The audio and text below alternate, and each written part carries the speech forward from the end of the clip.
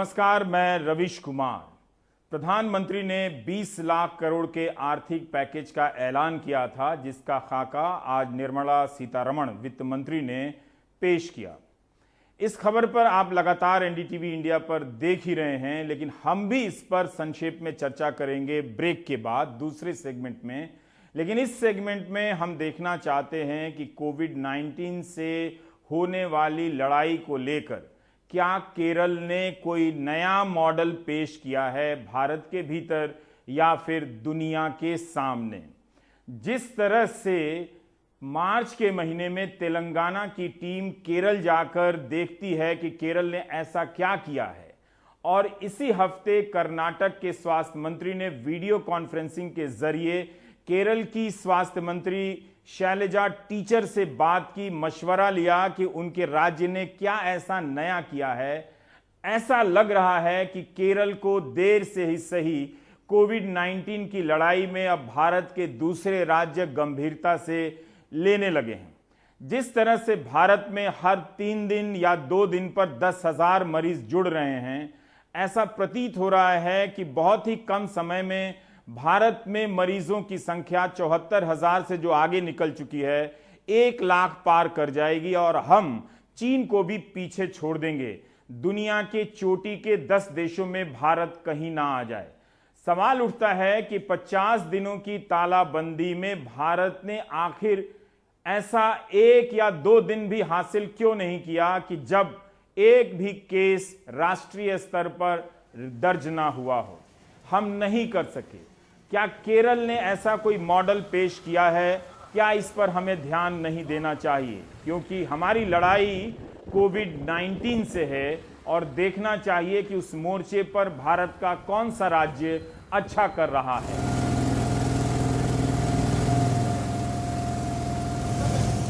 तीस जनवरी को केरल में पहला केस आया था। चीन के वुहान से लौटी एक मेडिकल छात्रा संक्रमित पाई गई। तभी से केरल ने कमर कस लिया और आपदा घोषित करने से लेकर सीमाओं को सील करना शुरू कर दिया। इसका नतीजा यह हुआ कि 30 जनवरी से 15 मार्च यानी 1.5 महीने में संक्रमित मरीजों की संख्या मात्र 24 तक ही पहुंची। बेशक उसके बाद तेजी से बढ़ी, लेकिन अगले 1.5 महीने में 524 तक ही संख्या पहुंच सकी। जबकि इसी दौरान महाराष्ट्र 24,400 के पार चला गया, दिल्ली की संख्या करीब 8,000 हो गई और गुजरात भी 9,000 तक पहुंचता नजर आ रहा है। इतने दिनों में केरल ने संक्रमण को थामे रखा। केरल में 3 लोगों की ही मौत हुई है। 25 अप्रैल से 11 अप्रैल के बीच एक भी मौत नहीं हुई है।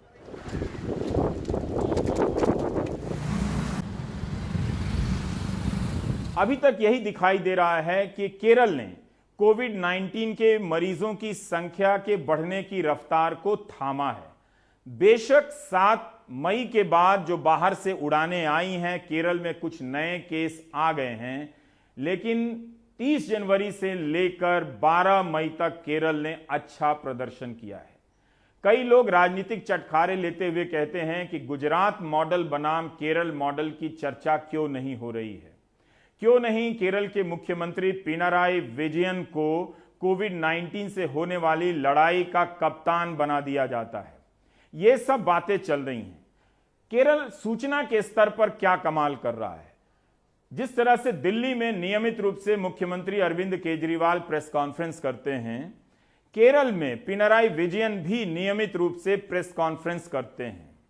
बिहार के मुख्यमंत्री नीतीश कुमार ने कोविड-19 को लेकर प्रेस कॉन्फ्रेंस करने की जरूरत ही नहीं समझी।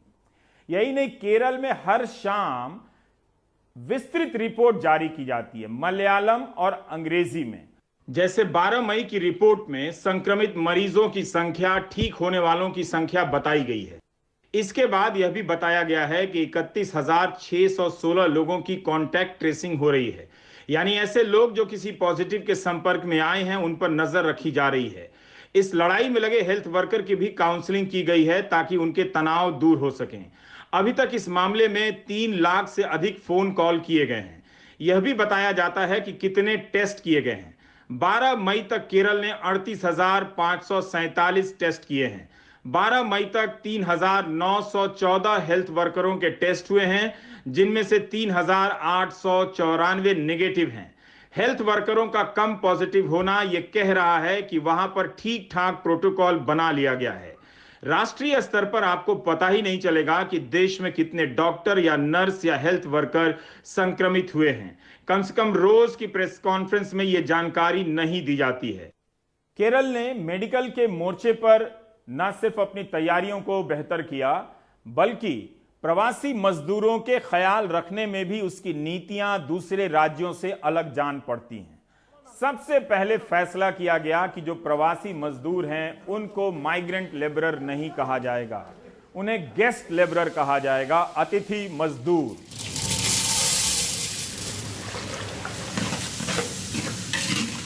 सिर्फ कहने की बात नहीं थी, नीतियों में भी यह झलकना चाहिए। इसलिए मजदूरों और कामगारों के लिए कुटुंबश्री कम्युनिटी किचन शुरू किया गया। हर जिले में मुफ्त खाने की व्यवस्था की गई। 7 अप्रैल को गृह मंत्रालय ने सुप्रीम कोर्ट में कहा था कि पूरे देश में जितनी भी राहत शिविरें चल रही हैं, उसका 68.8% केरल में है। यह डेटा भयानक है।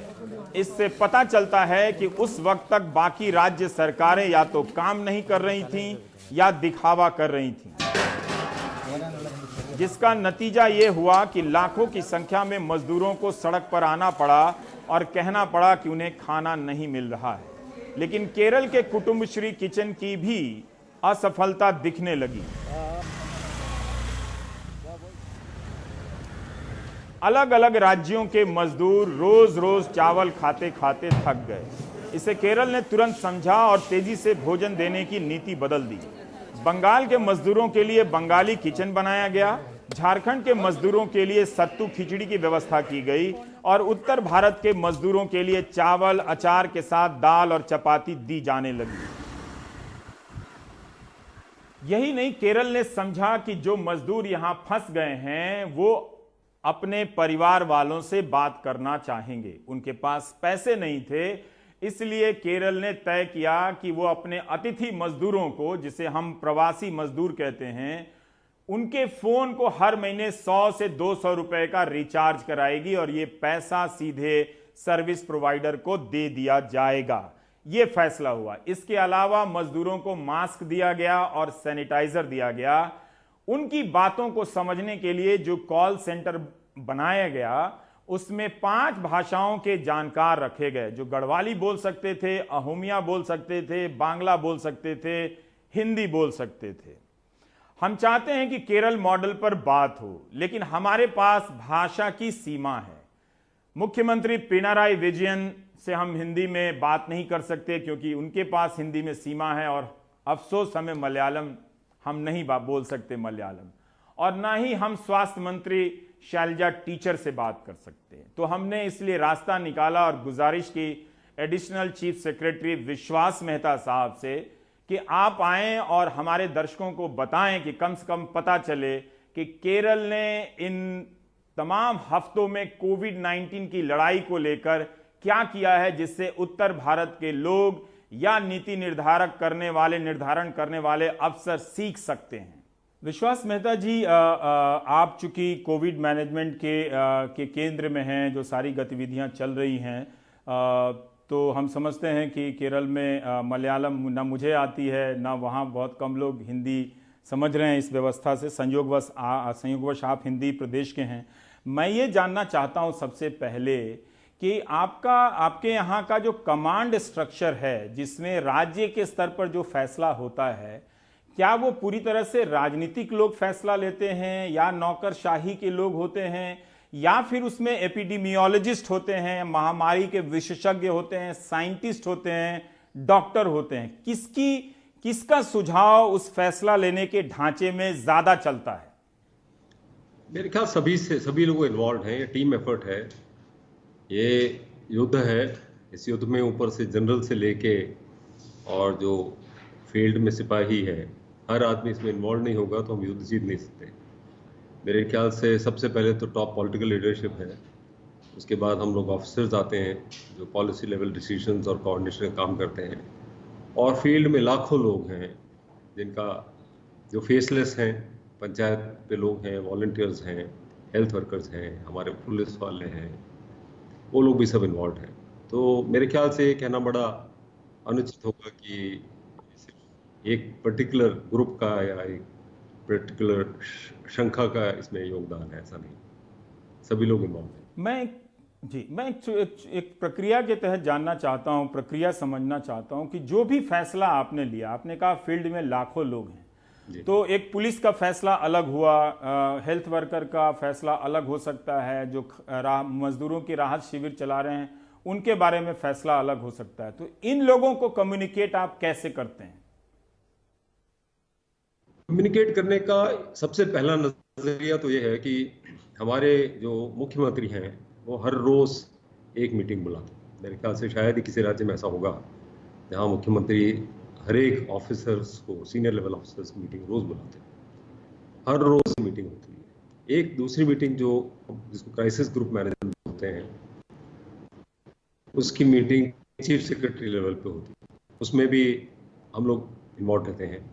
तो उसमें क्राइसिस ग्रुप मैनेजमेंट के अंदर क्या है कि जो हम सबको इंडिविजुअली जो दायित्व दिए गए हैं, व्यक्तिगत रूप से दिए गए हैं, सरकारी रूप से दिए गए हैं, अभी स्टेट के अंदर 4 कंट्रोल रूम चल रहे हैं। सबसे पहला तो हेल्थ का कंट्रोल रूम है, जिसमें वो पेशेंट्स के बारे में, हेल्थ इक्विपमेंट्स को लेके, कॉन्टैक्ट ट्रेसिंग को लेके और कहाँ किस हॉस्पिटल में क्या सिचुएशन है, ये डिस्ट्रिक्ट वाइज डाटा वो कलेक्ट करते हैं, उनसे कोऑर्डिनेट करते हैं, वो हेल्थ डिपार्टमेंट करता है। दूसरा एक कंट्रोल रूम जो है वो है कोविड वॉर रूम, जो इंटरस्टेट इश्यूज को देखता है। वहाँ पे जितने भी लोगों के कॉल्स आते हैं, कोई बॉर्डर पे फंसा हुआ है, कोई किसी स्टेट में फंसा हुआ है, माइग्रेंट लेबर्स हैं, उनके इश्यूज हैं, फूड सप्लाईज के इश्यूज हैं, ट्रेन्स आ रही हैं उनके इशू है, ट्रेन्स जा रही हैं उनके इशू है।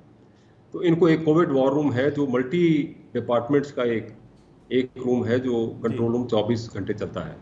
तीसरा है स्टेट डिजास्टर मैनेजमेंट अथॉरिटी, जो सभी डिपार्टमेंट से डाटा कलेक्ट करके उनको प्रोजेक्ट करके हमको डिसीजन मेकिंग में हेल्प करता है।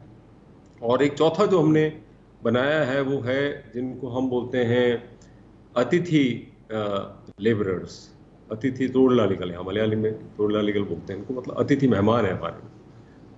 उनकी बहुत बड़ी संख्या है, करीब 5 लाख है और 4 लाख लोगों को हम खाना खिला रहे हैं अभी, करीब 20,000 कैंप्स में। तो उनको उनकी भाषा समझने के लिए, उनसे कोऑर्डिनेट करने के लिए, उनके स्पेशल रिक्वायरमेंट्स, मेडिकल रिक्वायरमेंट्स को देखने के लिए हमने अलग से एक चौथा, इन चारों को कोऑर्डिनेशन करने का काम और अलग अलग डिपार्टमेंट कोऑर्डिनेशन करने का पूरा जिम्मेदारी मेरे को दी गई है। और ये सब चीज़ें हम लोग चीफ सेक्रेटरी लेवल पे क्राइसिस मैनेजमेंट ग्रुप में हर रोज चर्चा करते हैं और फिर हम चीफ मिनिस्टर को ब्रीफ करते हैं। Chief minister, disaster management authority के जो रेवेन्यू डिपार्टमेंट डिजास्टर मैनेजमेंट के जो मिनिस्टर हैं वो, हेल्थ मिनिस्टर और चीफ सेक्रेटरी, ये हम सब के साथ रोजाना मीटिंग करते हैं 3 बजे के आसपास। और उसके बाद जो है वो 5 बजे वो प्रेस कॉन्फ्रेंस में जो डिसीजंस होते हैं और उसका तो वो कम्युनिकेट तुरंत हो जाता है।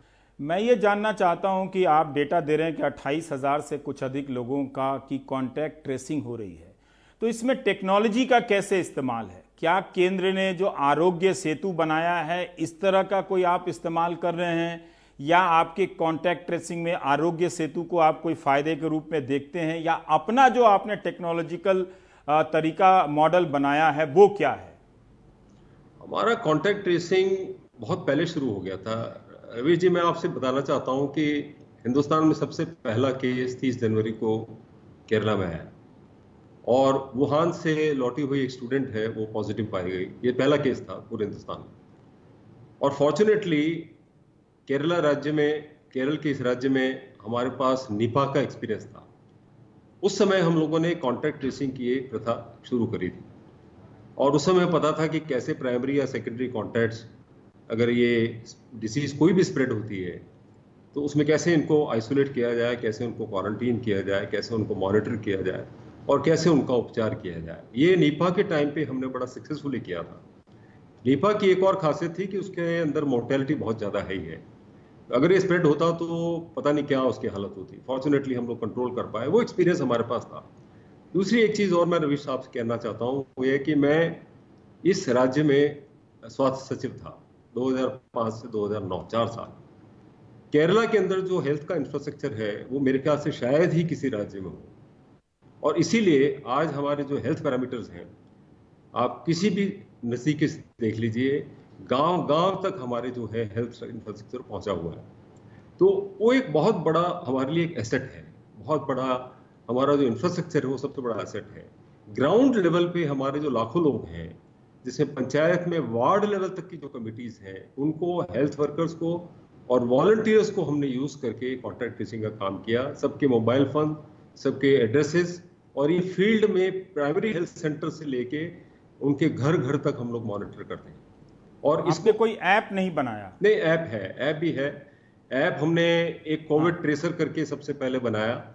उसके बाद आजकल एक NIC के थ्रू हमने शुरू करी है ये कोविड ई जागरूकता करके, और इसमें सभी डिपार्टमेंट्स को इंटीग्रेट किया है। और ये इस ऐप के थ्रू हम लोग जाते हैं। आरोग्य सेतु में भी डाटा लोड कर रहे हैं, मगर हमारा कॉन्ट्रैक्ट ट्रेसिंग का क्योंकि पुराना सिस्टम है और हमारा काफी इफेक्टिव है, और ग्राउंड लेवल पे उसको हम डिस्टर्ब नहीं करना चाहते, और वो बड़ा इफेक्टिव है। जी मिस्टर साहब, मेरा अगला सवाल ये है कि टेस्ट तो आप भी ज्यादा नहीं कर पा रहे हैं, अगर आप अनुपात देखें तो फिर इतने दिनों के बाद जब आपकी संख्या 550 भी नहीं पहुंची है, एक्टिव मरीजों की संख्या 27-28 या वो लगातार कम ही होती जा रही है, मैं ये जानना चाहता हूं कि टेस्ट को लेकर अब आपकी क्या समझ बनी है? क्या आपको अभी भी लगता है कि ज्यादा से ज्यादा टेस्ट करने की जरूरत है, या केरल ने यह बताने का प्रयास किया है कि बगैर ज्यादा टेस्ट किए हुए भी इसका प्रसार रोक सकते हैं? तो जवाब यह भी दीजिए कि जब आपने ज्यादा टेस्ट नहीं किया तो कैसे पता कि इतने ही मरीज हैं? नहीं, ये एक गलतफहमी है कि ज्यादा टेस्ट करेंगे तो ज्यादा मरीज निकलेंगे। ये बिल्कुल गलत है। हम लोगों ने बड़ा साइंटिफिक अप्रोच लिया है। हम लोगों ने शुरू से यही अप्रोच रखी है कि जो सिम्टोमेटिक केसेस हैं उनको सबसे पहले प्रायोरिटी रूप में उनका टेस्ट किया जाए। इस लॉकडाउन से हमको एक फायदा सबसे बड़ा ये हुआ है कि हम लोगों को कुछ वक्त मिल गया जहां हम ये इक्विपमेंट और किट्स और मेडिकल सप्लाईज जो है उनको रिप्लेनिश कर सकें। आज हमारे पास काफी स्टॉक है। आज हमारे पास जो एक्सट्रैक्शन किट्स वगैरह हैं उसका अगर मैं आपको स्टॉक बताऊं तो करीब करीब PCR किट्स ही 71 डेज का टेस्ट करने की कैपेसिटी हमारे पास है। अगर RNA एक्सट्रैक्शन किट्स देखें तो 69 डेज का है। जो डेक्रॉन स्वैब है वो 41 डेज का है। ये स्थिति हमारी शायद 1-1.5-2 महीने पहले नहीं थी, जब हमें ये लगता था कि हमारे किट्स कहीं एग्जॉस्ट नहीं हो जाए।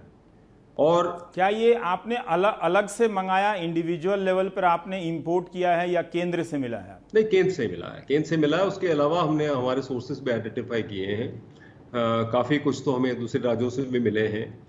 शुरू में बहुत ज्यादा सप्लाईज की प्रॉब्लम थी, मगर अब वो क्रिटिकल स्टेज अभी हमारी नहीं है।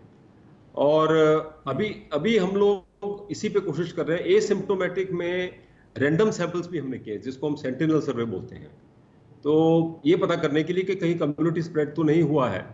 और जितने भी हमने स्प्रेड किए, और उसमें खास तौर से फील्ड लेवल पे जैसे पुलिस वाले हैं, हेल्थ वर्कर्स हैं, आशा वर्कर्स हैं, पंचायत की जो लोग हैं जो इन्वॉल्व हैं, उन सब के भी सेंटिनल सर्वे हमने 14 डिस्ट्रिक्ट्स में किए, ये पता करने के लिए कि कहीं ऐसा तो नहीं कि कम्युनिटी स्प्रेड हुआ है। हमने पाया कि उसमें बहुत कम 1 या 2 केसेस हमें मुश्किल से ऐसे सैंपल्स में मिले।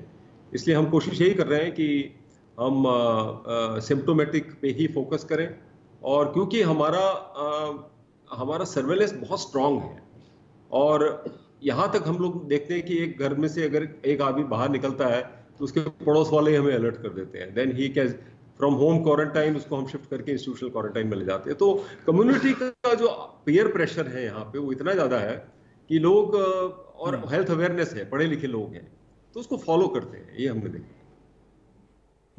आपने क्वारंटीन की बात की, आपने शुरू से 28 दिनों की क्वारंटीन की नीति अपनाई थी क्वारंटीन की। क्या अब भी आप 28 दिनों की क्वारंटीन की नीति पर चल रहे हैं? ये मैं इसलिए पूछ रहा हूं कि कई राज्यों में क्वारंटीन के लिए अलग अलग दिन तय किए गए हैं। कहीं 7 दिन होता है, कभी बढ़ा के 10 दिन कर देते हैं, कभी 21 दिन कर देते हैं, कभी कुछ कर देते हैं। देखिए, ऐसा है, ये इस वायरस का जो नेचर है, ये आपको अच्छी तरह से पता है कि मैं भी कैरियर हो सकता हूँ, आप भी हो सकते हैं, हमें शायद पता ही ना चले। हम लोग इसको बिना जाने हम किसी और को पास ऑन भी कर सकते हैं, और वो उसके अंदर सिम्टम आए ना आए, अगर मेरी बॉडी के अंदर मेरे शरीर के अंदर अगर इम्यूनिटी ज्यादा है तो हो सकता है मेरी बॉडी सिम्टम दिखाए ना बिल्कुल, पर मैं इसको हो सकता है बहुत सारे लोगों को पास ऑन कर दूं। तो इसलिए बेसिकली हमारा ये मानना है कि 7 से 14 दिन के बीच में अगर मेरे अंदर वायरस आया है तो वो सिम्टम्स दिखाएगा। तो 14 डेज नॉर्मली आइडियल होना चाहिए, पर सेफ्टी के लिए हम लोग 28 दिन भी मानते हैं, पर 14 डेज के बाद अगर वो उसमें अगर सिम्टम नहीं आया तो हम ये मान के चलते हैं कि उसके अंदर वायरस क्या कोई ऐसा वो नहीं है और वो संक्रमण नहीं करा सकता है। और अभी तक हमारी होम क्वारंटाइन की स्ट्रेटेजी काफी सक्सेसफुल रही है। तो इसका मतलब लोगों ने भी पालन किया होगा। क्या आप भी स्टिग्मा को फेस कर रहे हैं? आपका स्टेट भी, अगर आप किसी कोविड-19 को कहते हैं कि घर पे ही क्वारंटीन करो तो उसकी सोसाइटी वाले विरोध करते होंगे या RWA वाले निकालने की बात करते होंगे, इस तरह की स्थितियां आपके राज्य में भी आई? देखिए, थोड़ा सा तो इसका स्टिग्मा है, वो सब जगह रहेगा, पर यहाँ लोग बहुत पढ़े लिखे हैं, इतनी फास्ट कम्युनिकेशन है, इतना फास्ट है, टीवी पे देखते हैं, अखबार पढ़ते हैं, क्योंकि लिटरेसी लेवल बहुत ज़्यादा हाई है, इसलिए लोगों को ये भी पता है कि इसका उपचार क्या है। अब आप देखिए, आज तक इतने केसेस हुए हमारे यहाँ, उसमें से अगर मैं मतलब बड़ा गर्व से ये कह सकता हूँ कि शायद विश्व में ये रिकवरी रेट शायद कहीं नहीं होगा। 94% है हमारा रिकवरी रेट। आज की डेट में 519 केसेस में से सिर्फ 3 मौतें हुई हैं, एक माहे का था, उसको हम नहीं गिनते हैं। 490 लोग रिकवर हो चुके, 0.6% है। कल प्राइम मिनिस्टर के साथ वीडियो कॉन्फ्रेंस में हर स्टेट ये कह रहा था, 3-4 स्टेट ने ये बात कही कि नहीं, हमारा death percentage all India rate से अच्छा है। ऑल इंडिया रेट क्या है आपका? 35.5%। आपका 31% है, और वर्ल्ड का क्या है? 35% है। तो ये हमारे लिए बहुत बड़ी एक अच्छी खबर ये रही कि जो कुछ भी हमने फील्ड में किया और जिसको हमने इम्प्लीमेंट किया या जिसको हमने मॉनिटर किया या सर्वेलेंस किया, उसके परिणाम हमें अच्छे मिले। एक चीज मैं आपको और बताना चाहता हूँ, 7 तारीख से पहले और 7 तारीख के बाद में बहुत सारी चीजें चेंज हो गई। हमारे 95% जो केसेस हैं, 95% जो केसेस हैं, वो सब बाहर से आए हुए थे, और ये हमने बड़ा प्रॉपरली देखा, किस फ्लाइट में कितने लोग आए, उसके आसपास कितने लोग बैठे, वो किस किस घर में गए, उस घर तक को हमने मॉनिटर किया, फील्ड लेवल में मॉनिटर किया। इसकी वजह से हम कंट्रोल कर पाए, शायद ये किसी और राज्य में शायद संभव नहीं है। दूसरी चीज क्या है, अब देखिए 7 तारीख से पहले हमारे सिर्फ 10 केस थे, ये फ्लाइट शुरू होने से पहले। जैसे ही गल्फ राज्यों से आया, हमारे 17 केस बढ़ गए, 27 केस हैं आज के देश में। इसमें 17 में से भी 14 बाहर से हैं, जो गल्फ से आए। एक ही फ्लाइट में 4 लोग मिले हैं हमें, जबकि वो सब टेस्ट करके आए वहां से, और उन्होंने कितने लोगों ने संक्रमण किया होगा, कितने उसमें प्राइमरी या सेकेंडरी हैं, हम लोग उनको सर्वेलेंस में रखे हुए, उसका रिजल्ट हमें पता चल या 28 दिन कंप्लीट करेंगे।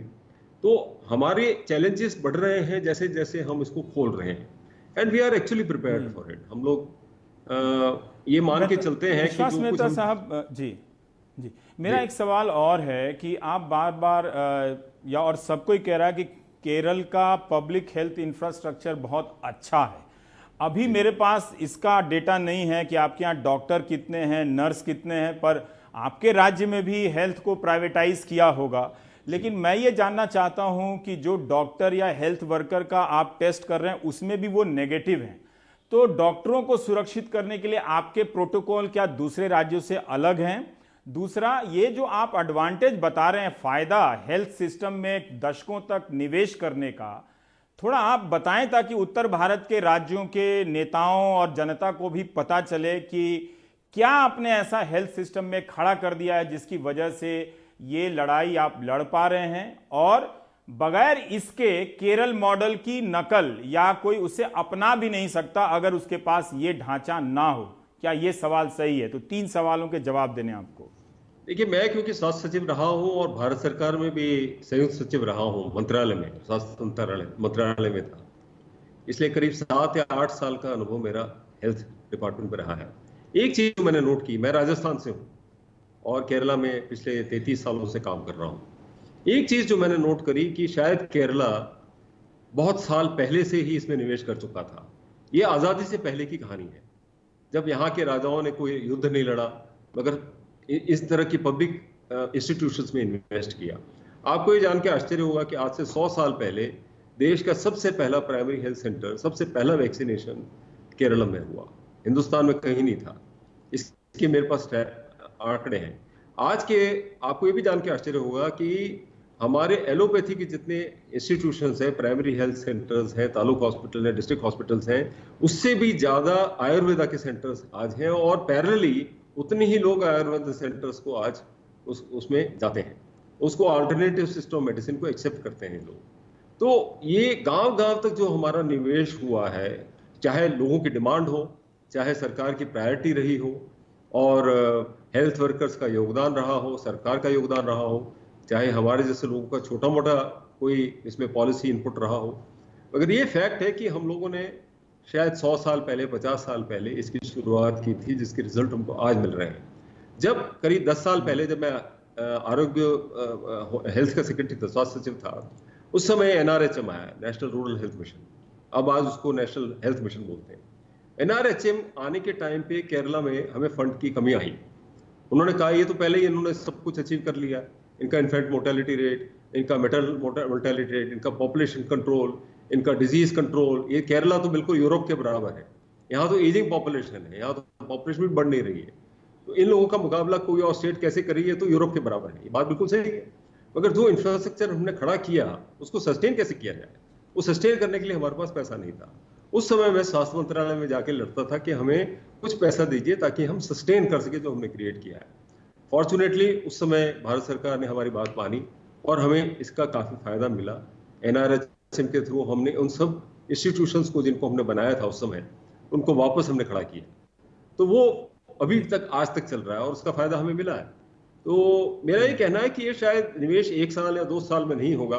कोरोना वायरस में की वजह से निवेश होना शुरू हुआ, लोगों को इसकी महत्वता समझ में आई, मगर शायद हमारे केस में क्या हुआ कि हम बहुत साल पहले ये समझ चुके थे। ये 8, 10, 15, 20 साल का निवेश है जो हमें आज फायदा कर रहा है। ये एक दिन में या 5 महीने में नहीं पहुंच सब। एक आखिरी सवाल ये है कि आपने कहा कि केरल में एलोपैथिक के अलावा आयुर्वेदिक, केरल का आयुर्वेदिक काफी मशहूर भी है दुनिया भर में, वो भी सेंटर है। आपके यहाँ 90% लोग ठीक हुए हैं, उस 92% आप बता रहे हैं दुनिया भर में सबसे ज्यादा रेट है ये। क्या इसमें ऑल्टरनेटिव मेडिसिन का भी रोल है? मेरे ख्याल से होना चाहिए, क्योंकि इसका अभी तक कोई साइंटिफिक हमारे पास नहीं आया। मगर आप देखिए आयुष की जो गाइडलाइंस हैं, भारत सरकार की गाइडलाइंस हैं, और आज जो हम सब लोग मानते हैं, चाहे वो मीडिया की वजह से हो, चाहे जो भी खबरें आ रही है उसकी वजह से हो, हर आदमी ये कहता है कि गर्म पानी पीजिए, हर आदमी कहता है कि भाप लीजिए, हर आदमी कहता है हल्दी वगैरह को लीजिए, आप अदरक लीजिए, आप गर्म पानी का सेवन करेंगे तो अच्छा रहेगा, इससे हर वो चीज लीजिए जो इम्यूनिटी बढ़ाता है। पारंपरिक रूप से केरला में कोई भी ठंडा पानी नहीं पीता, फ्रिज का पानी कोई नहीं पीता, यहाँ उबला हुआ पानी ही पीते हैं शुरू से लोग, यहाँ के नेचर में है और कई सालों से पीते हैं लोग। ये लोग, इनके खान पान भी स्टाइल अलग है, इनका जो लोकल जो आयुर्वेदिक चीज है ये इनके मसालों में बहुत ज्यादा यूज होती है। वैसे भी केरला जो है स्पाइसेस की वजह से जाना जाता है। तो ये शायद हमारे यहाँ के केरला की जीवन शैली का एक भाग बन गया है, विच हो सकता है जिसकी वजह से हमें इम्यूनिटी का कुछ एडवांटेज जरूर मिला हो। आज के दिन अगर आप देखें तो एक भी पेशेंट हमारा क्रिटिकल बेड पे ICU पे नहीं है, जो हमारे लिए बड़े गर्व की बात है। हमने मीडिया में ये देखा कि तेलंगाना और कर्नाटक ने आपके राज्य के मॉडल को समझने का प्रयास किया। क्या उत्तर भारत के राज्यों ने भी आपसे संपर्क साधा कि आप क्या ऐसा कर रहे हैं? कुछ मंत्र बताइए। देखिए, ऐसा है, मेरे बहुत सारे मेरे जो कलीग्स हैं, मेरे बैचमेट्स हैं अलग अलग प्रांतों में, कुछ लोग चीफ सेक्रेटरीज हैं, मुख्य सचिव हैं, कुछ लोग होम सेक्रेटरीज हैं, उनसे मेरी इनफॉर्मली फॉर्मली बात होती रहती है। अगर आप मुझसे पूछे कि केरला मॉडल क्या है, तो मैं कहूँगा जो कुछ मैंने अभी बताया उसका सम्मिश्रण है, सबका मिश्रित है। अगर आप कहें केरला मॉडल क्या है, तो मैं कहूँगा शायद नीचे से उठी हुई एक हेल्थ की परंपरा है, स्वास्थ्य की परंपरा है, जिसका फायदा हमें आज मिल रहा है। तो ये एक मॉडल हम नहीं कह सकते। अब आगरा मॉडल है या भीलवाड़ा मॉडल है, केरला अगर आपने यात्रा की हो रवीश जी, तो आपको पता होगा कि यहाँ एक गांव से दूसरे गांव को आइसोलेट करना इम्पॉसिबल है। यहाँ आप कंटेनमेंट कर ही नहीं सकते। यहाँ पूरा केरला एक बहुत बड़ा शहर है, हाईएस्ट डेंसिटी ऑफ पॉपुलेशन है। ऐसी जगह में आप संक्रमण को कैसे रोकेंगे? ऐसी जब तक जागरूकता ना हो, जब तक आपका इंफ्रास्ट्रक्चर उसके बराबर ना खड़ा हो, जब तक लिटरेसी ना हो, जब तक हेल्थ आपका स्टाफ या इंफ्रास्ट्रक्चर उसके बराबर ना पहुंच पाए, तो मेरे ख्याल से ये कुछ एडवांटेजेस हमको हैं जो दूसरे राज्यों में नहीं है। मगर एक फर्क और भी है, यहाँ अगर संक्रमण होता है तो उसको कवर करना बहुत मुश्किल है, क्योंकि डेंसिटी पॉपुलेशन इतना ज्यादा है, 1000 लोग पर स्क्वायर मीटर यहाँ किलोमीटर में रहते हैं, और एक गांव से दूसरे गांव को अलग नहीं किया जा सकता। म्यूनिसिपैलिटी और पंचायत में कोई फर्क नहीं। इसीलिए वार्ड लेवल तक हम लोग गए हैं, जहां हमने लोगों को इस्तेमाल किया है ताकि वो इसमें सहभागिता कर पाए। बहुत बहुत शुक्रिया विश्वास मेहता साहब, केरल के बारे में एक आउटलाइन, एक खाका हमें बताने के लिए। ये बात आपके जवाबों से ये समझ में आई कि जो भी मॉडल है वो 30 जनवरी के बाद जब पहला केस आया था उसके बाद नहीं बना है। केरल ने 20 साल पहले ही जाने अनजाने में अपने स्वास्थ्य सुविधाओं को मजबूत करना शुरू किया था। वो ढांचा उसका बचा हुआ रह गया, अन्य राज्यों की तुलना में फलता फूलता रहा, किसी तरीके से वो काम आ रहा है। प्लस जागरूकता, आबादी का घनत्व भी वहाँ पर ज़्यादा है, और इन सब चीज़ों को चलाने वाली एक व्यवस्था है जो नियमित रूप से कई तरह की टीम के साथ तालमेल करके चल रही है। उम्मीद करते हैं कि अभी तक जो आपको कामयाबी मिली है वो आगे भी बरकरार रहेगी। जब दूसरा तीसरा झोंका आने की बात कही जाती है उससे शायद केरल बच निकलेगा। बहुत बहुत शुक्रिया आपसे बात करने के लिए। धन्यवाद। तो आपने देखा कि केरल मॉडल के भीतर क्या कुछ हो रहा है, किस तरह से मुख्यमंत्री पिनाराई विजयन वहां पर और उनके स्वास्थ्य मंत्री शैलजा टीचर और अधिकारियों का दल मिलकर कोविड-19 की लड़ाई को अंजाम दे रहा है। ब्रेक के बाद जब लौटेंगे तो निर्मला सीतारमण ने किस तरह के पैकेज की बात की है उसकी संक्षिप्त जानकारी पेश करेंगे।